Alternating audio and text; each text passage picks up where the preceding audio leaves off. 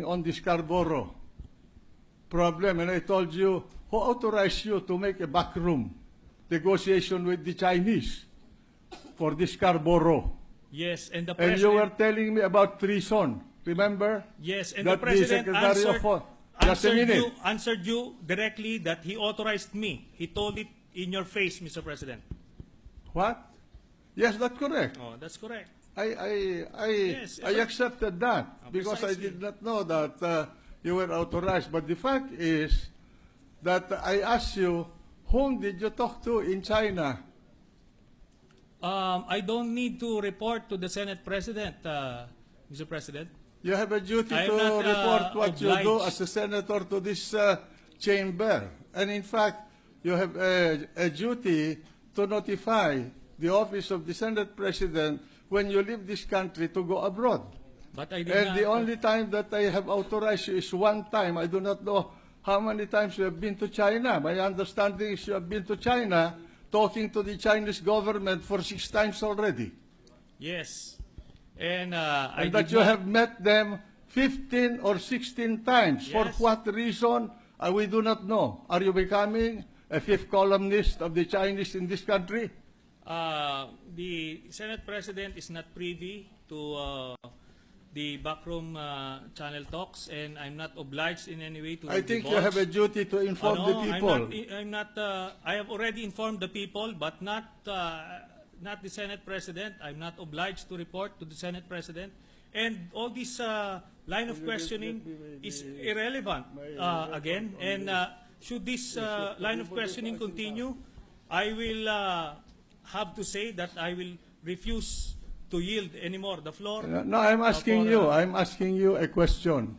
You went to China, you asked the ambassador of the Philippines there, Madam Brady, for a meeting, and you said, do not take notes during our conversation. And you called the Secretary of Foreign Affairs a traitor. In fact, you told me that he committed treason.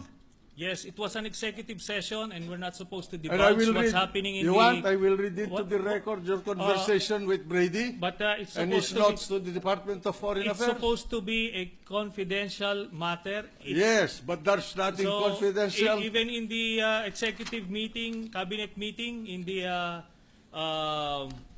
cabinet meeting in Malacanang, Mr. President, I will refuse to answer if that's Because going you to be the cannot line. answer the No, questions I'm because going it's to ask going you to about be your improper meeting. in this particular interpretation. Because you cannot answer I the can questions answer. I'm going to I ask can you. answer, but I won't be baited into that trap. You met, The point you met here Brady. is, Mr. President, this is Mr. how I President, felt. may I request this gentleman Mr. President, to in be that case, admonished. I will refuse to yield the floor anymore. Well, for, in that case, I any will read it to, interpretation. I will And, read it to the record, the notes that Mrs. Brady or Ambassador Brady wrote about your conversation with her in Beijing on August 12, 2012.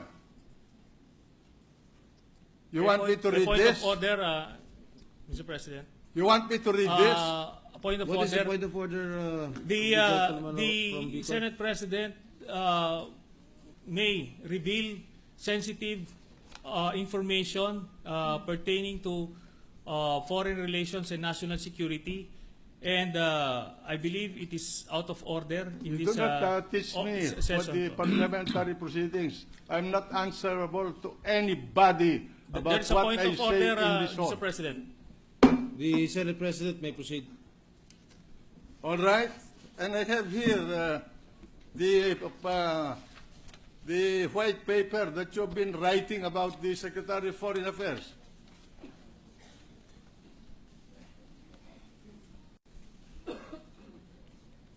August 17 2012. He cannot take the hit. He's a coward. Senator Trillanes requested that no notes be taken. That's one. Two, what the Chinese want is to tone down the rhetoric. He met the night before Mr. President. with the senior Chinese Point of order, Mr. MFA President. officials. Mr. President, excuse the me, point of permission. order. Yes. Mr. The President, gentleman from Taguig. Just a point of inquiry and a point of order. Senator Trillanes had the floor.